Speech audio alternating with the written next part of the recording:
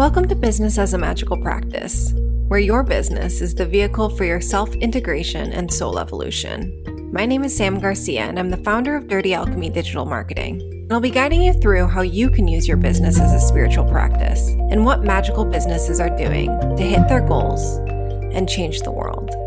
Together, we'll be relating the mystical to the world of business so that our work can unite spirit and matter, shadow and light, conscious and unconscious. Let's dive in. Hello, everyone. Welcome back to Business as a Magical Practice. It is a casual Friday over here. You may have noticed if you're watching on YouTube, and really excited to have this conversation with you today about time. And my mom visits tomorrow. I haven't seen my mom in 2 years. She was supposed to come to Maui last year for my wedding, which was canceled because of COVID. So we're flying her out here, and she's arriving tomorrow, and I'm really excited. So I have this podcast recording happening the day before she comes so we can have it ready and easy to put out while she's still here. So today's about time. Today we're talking about time. And I want to start with the fact that I've been going to the gym.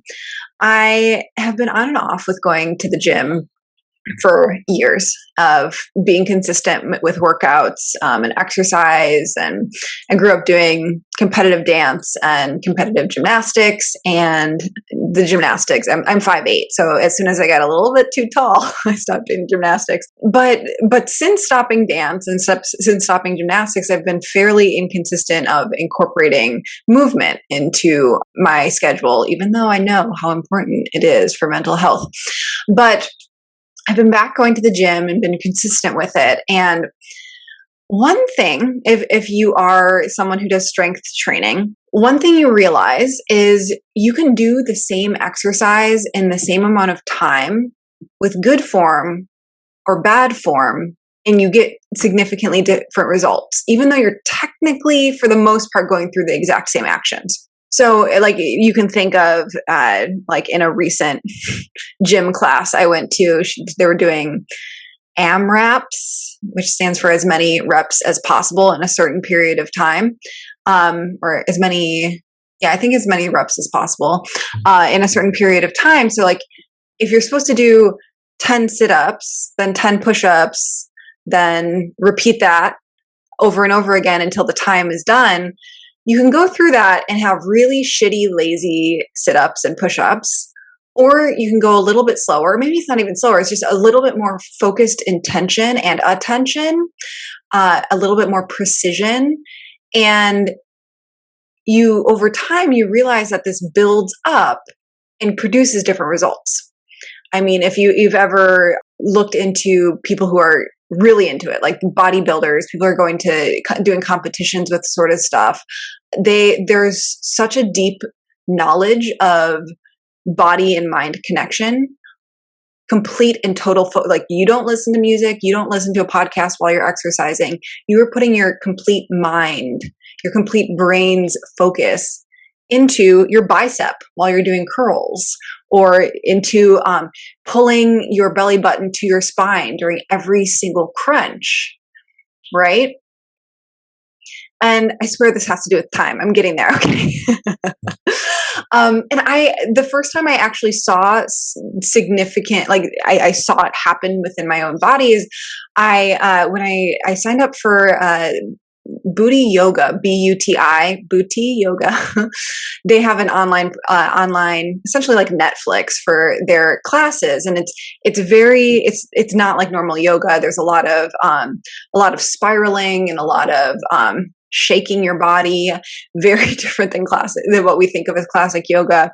But in some of their specific classes, it's slowed down a lot, and you're doing these teeny tiny movements of like, you have your fingers over your belly button and you're moving your rib cage back and forth while your entire focus and intention is around like pulling your belly button in and feeling your muscles, all of the many, many different muscles in your core as they engage and they move.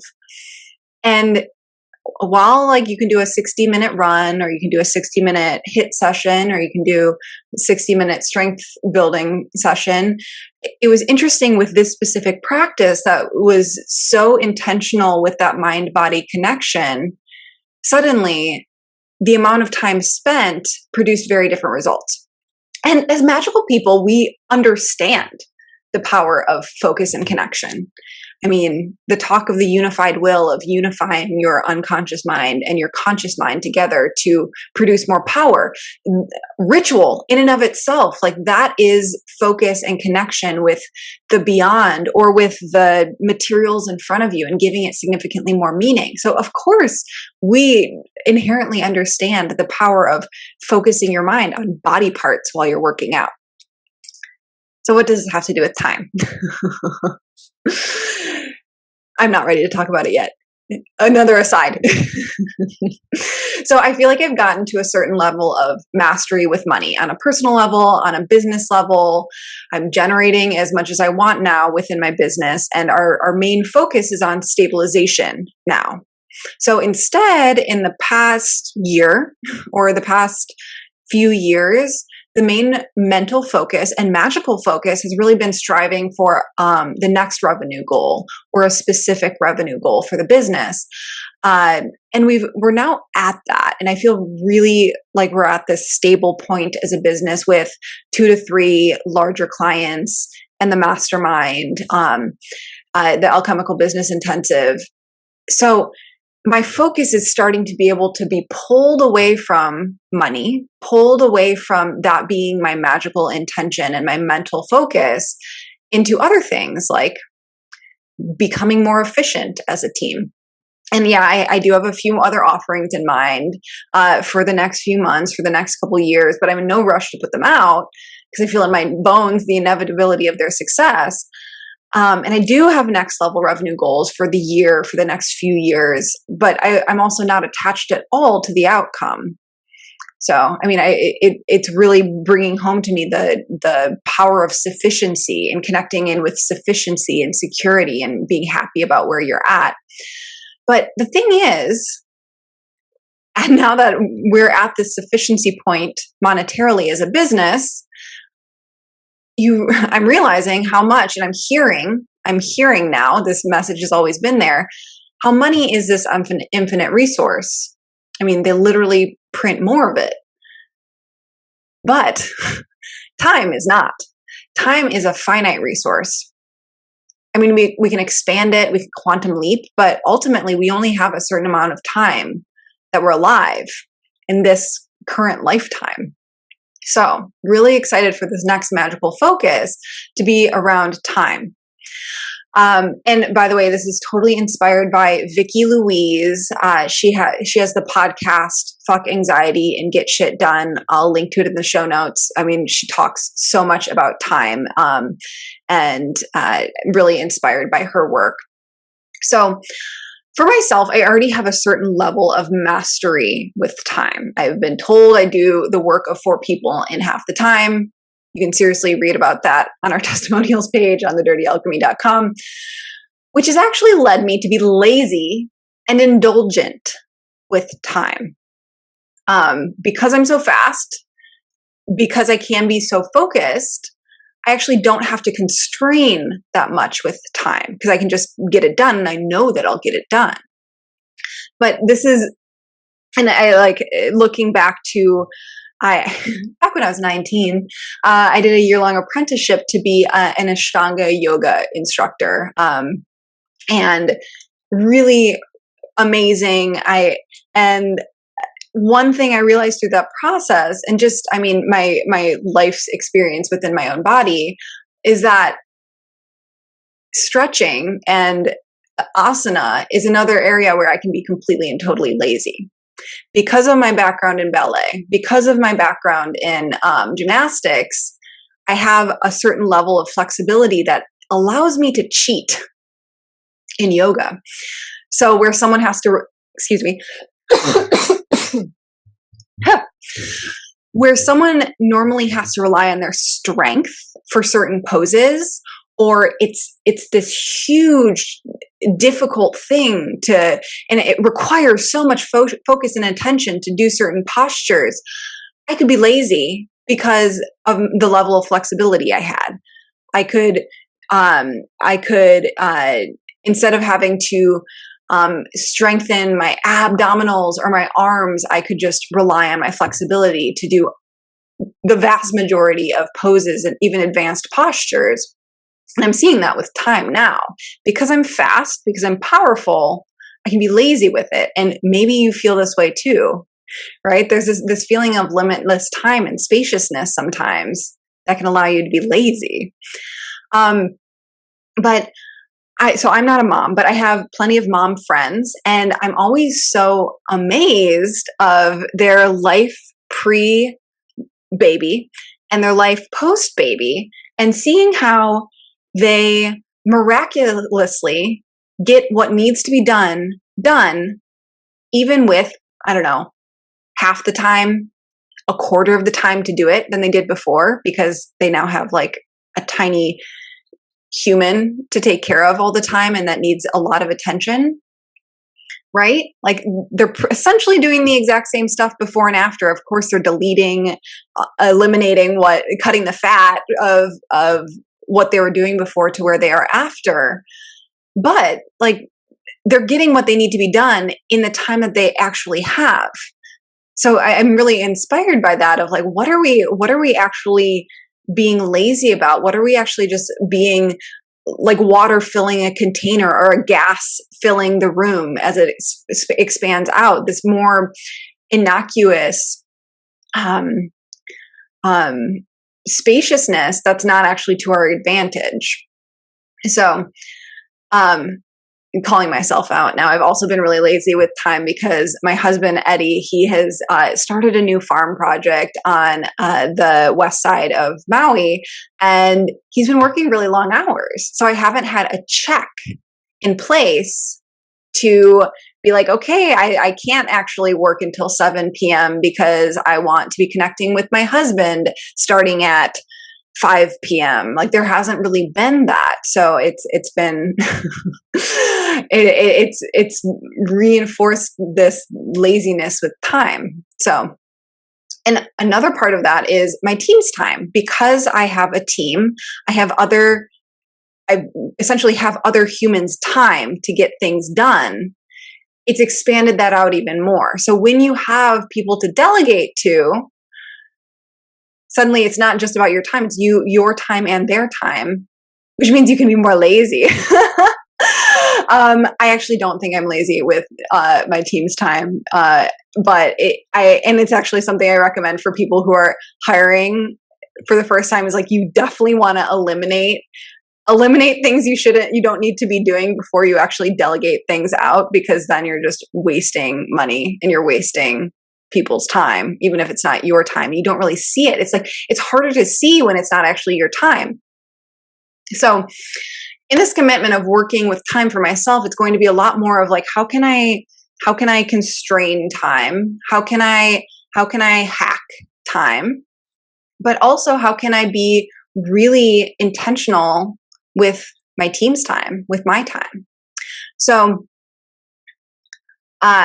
here are some of the things that I am planning on doing for this. And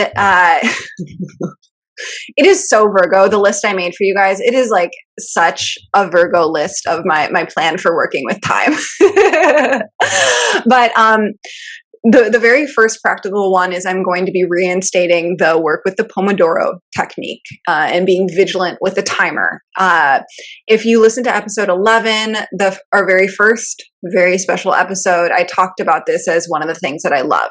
And the Pomodoro technique it comes from the idea and actual studies that show that our brains can only focus and retain information for certain compressed periods of time. So you going and studying for an exam for 4 hours and it just being this open 4-hour space to study actually produced worse results and less got done than if it was cut into a bunch of 25-minute chunks of time of 25 minutes on, 5 minutes off, 25 minutes on, 5 minutes off, 25 minutes on, 5 minutes off. So my commitment is to be actually vigilant about that. And I've played around with it a bit. I've found that it's not necessarily 25 minutes that's needed for certain things. It sometimes takes me for more creative things, like 45-minute timer for being in a groove. So what that actually looks like is if I'm planning my day the night before, the week before, or the morning of, and I have, from 8 to 9, I'm working on this. From 9 to 10, I have a meeting. From 10 to 11:30, I'm going to work on this. From 11:30 to 12, I'm working on that. I actually put it in my Google Calendar as like little time blocks. So it's not just like a long list of to-dos. It's like, no, this is the time in which I'm working and completing this thing. And then beyond that, if it is a 60-minute task, I'm actually doing 2 25-minute work sessions within there. So like an example from today, I had to create an ad funnel and put in all of the ad copy in there. So I had it set for a 60-minute time period to get all of that set up. And I put on my phone on airplane mode. I set the timer for 25 minutes and I really focused. There's no room for distraction when you're racing the clock. And then my alarm went off and I took a 5-minute break and then I set an alarm again, another 25-minute work session and 5 minutes off.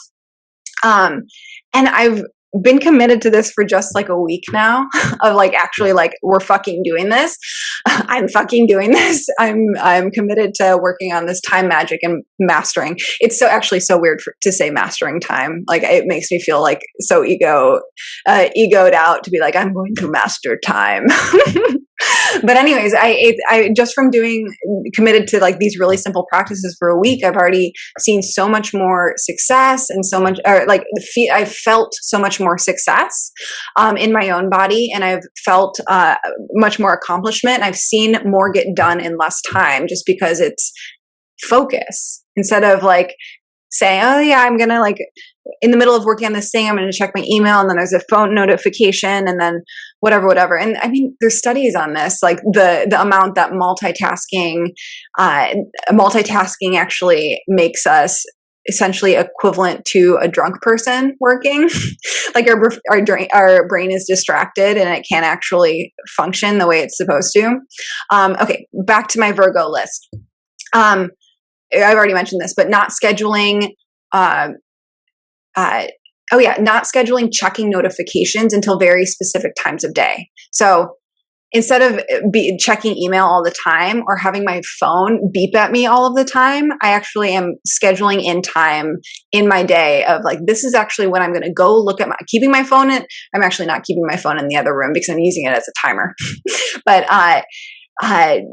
from this time to this time, I'm going to check the notifications on my phone. Until then, I'm not allowed to look at them. Or from this time to this time, I'm going to check my email. And other than that, I'm not actually going to look at them. And it's actually this huge anxiety relief and stress relief because it's not the time to work on it. It's not the time to look at them. And I'm also committing to no drama allowed. So if this has to be done this certain task needs to be done in 25 minutes or 15 minutes or 60 minutes, whatever it is, I don't get to diddle daddle researching quotes for 20 minutes or staring at the thesaurus. So it's been really interesting and just recognizing the potency that comes with this constraining of time or this intentional use of time. Because it's instead of like having these lazy habits of like, I'm just going to research quotes for as much as I want to find the perfect quote to go into this podcast episode. I don't actually get to do that. Maybe I have 5 minutes to look up quotes. And if I don't find it, I don't find it. Like, ooh, how painful is that? And it also speaks to deciding ahead of time how long something is going to take. Okay. Like, can you see how that's actually connected to mastering time? And it's a practice that we can be developing, a skills that we can be developing, right? Like It's not about I'm going into this task and I have no idea how it's going to take. If it's a huge task, I'm going to break it up. If it's a project, I'm breaking it up into smaller tasks. If it's a big task, I'm going to break it up into smaller tasks so I actually can determine how long I want all of these pieces to be. And then I'm going to commit to it being that amount of time. Okay, so I'm actually adding some, because before I was telling you all about how lazy I've been, and because of it with time, because of that, I'm instituting certain quote unquote checks or controls into this so that it is easier for me to maintain, and it's not just about me checking the timer or like not checking the timer. So the way that I'm adding checks into my schedule is I'm scheduling things outside of work. I mean, this is super obvious, you guys. So I'm actually adding things to my schedule for myself. So going to the gym 3 times a week.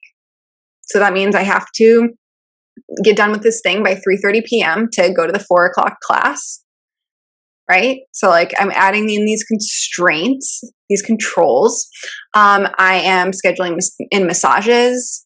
I am scheduling time with friends so that the things that need to get done in a certain amount of times, they can't spill over anymore. I can't be lazy because I'm forcing myself to constrain time. And also making these non-negotiable. So things outside of work, things that are for myself, for my body, for my spirit, like those are non-negotiable things on my schedule. In line with these controls, it's also scheduling off hours. This is so not sexy or like this like mind-blowing magical technique. But again, we're talking about magic and time. So it actually is a magical technique of scheduling off hours. This is like, okay, I'm working from this time to that time, and then it's the actual cutoff point. And then on the truly magical level, inspired by Anna Marbach, who you can find her at annamarbach.com. She told me that she's been working with Saturn in a very lazy way, like not like these hour-long rituals every single day or anything. So Saturn is actually the ruler of time. If we're talking about planetary magic, there's a podcast episode on that. If you don't know anything about planetary magic, I don't remember which number. So we'll link to it in the show notes. So Saturn rules 3D reality, rules time, rules death, like, oh, what fun. Also, if we're talking about other gods, like he's sometimes called Kronos, which is the keeper of time. And so she recommended Advanced Planetary Magic, which is a ebook by Jason Miller. I'm already a big Jason Miller fan. We'll link to that in the show notes. I haven't looked into this yet, but I'm really, really excited to do so. I will keep you posted on how it goes. But from what Anna was saying, it has just an engaging in Saturn in a way of reverence, and like through what Jason explains in this, it's like a $25 ebook. It's like very accessible. She has found that suddenly, like when a client cancels because of a time issue, she's like, oh, perfect. Like it wasn't going to work for me either. Or like everything coming together in perfect timing. So inviting Saturn in to help with perfect timing. So I'm really excited about that. I'll keep you posted on how it goes. I invite you to do it with me and look into this as well. And obviously a big push for this is my mom visiting. As I mentioned in the beginning of the episode, mom's coming tomorrow. She's going to be here for 9 days, which means like I've had to get a lot of stuff done ahead of time in my work during my work hours to essentially plan for 9 days off, right? Like what an amazing external time constraint. And ultimately, this isn't this huge teaching episode right now. I just kind of really wanted to invite you in on my journey. I'm someone who totally gets obsessed about things. So I've kind of started down this obsession rabbit hole of working with time. And I just want to invite you in on it if you want to be a part of this journey with me. I'm sure I'll do as like I keep having the working with it and having the experiential level of knowledge. I'll be sharing more about it, but I'd love to hear from you. Connect with me on Instagram or at The Dirty Alchemy. And another note in here is that I was talking with a client about this and getting all excited about working with time. And she was like, oh my gosh, I'm actually working with time too. And when she explained how she's working with it, I was like, oh my gosh, we're working on this on such different angles, but just to give a different flavor of this. And I'm not ready to step into this version of it, but she was talking about walking embodied. How do I put this into the way that she did? Essentially, when you're moving throughout the world, realizing that you are channeling time. So in the transitions from one thing to the next, from walking from downstairs to upstairs, can you actually, with so much presence and intention of time moving through you, walk up that staircase with that? Or when brushing your teeth in the morning, can you have that level of awareness that, I mean, time doesn't actually exist. We see this in quantum physics, like it's a construct of our brains. So can we actually come to it at that level of knowing, of that level of presence? I just found it so beautiful. She's a Libra. And I was like, oh my gosh, my way is so Virgo and your way is so Libra. It made me laugh so hard.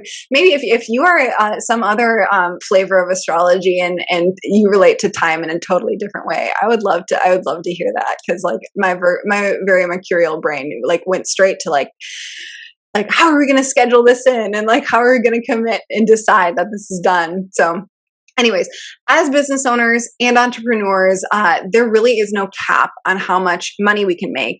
And there's also no cap on how much we have to actually work in our business. So, you know, like the 40-hour work week was actually invented by Henry Ford.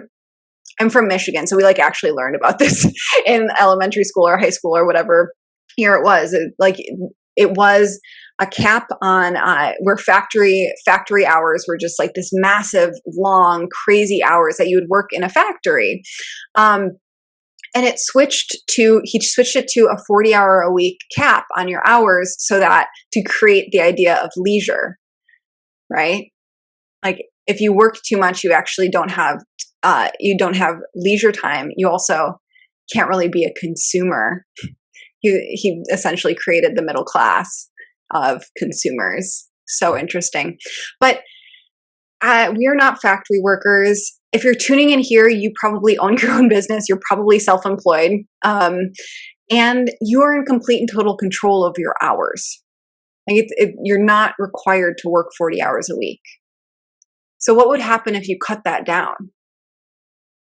What would you do? Like, could you get the same results? Could you get your clients the same results? This is a question for you, like very rhetorical, something to contemplate for yourself. And another aspect of this is quantum leaping. Sorry, this is a little off topic, but it's in relation to time. And we talked about quantum leaping a little bit on the podcast before of this idea that we can actually bring the future from the future actually into the now. So that's another thing I'm going to be playing with time, and how do we actually bring that future into the present. And that is an aspect that I've worked with quite a bit over the last year. And it does super quicken the process of manifestation. But I kind of want to double down on it now with this emblazoned passion of time mastery. So anyways, you guys, that's it. It's just an invitation. I wanted to invite you in on this journey with me of contemplating time and working with time and what that actually looks for us in our businesses. And definitely take this to your journal. Take this to, if you are excited by it too, take this to your journal of like what actually matters within my business, what actually moves the needle forward, right? What actually matters? Are the perfectly edited podcast episodes necessary for hitting my business goals? Or is posting on Instagram 7 days a week actually getting me closer to my goals? Like, what are the tasks that could actually be eliminated here? that gives you time back. Okay. Well, thank you so much for being in this conversation with me. Thank you so much for being on this journey with me. I can't wait to connect with all of you on this.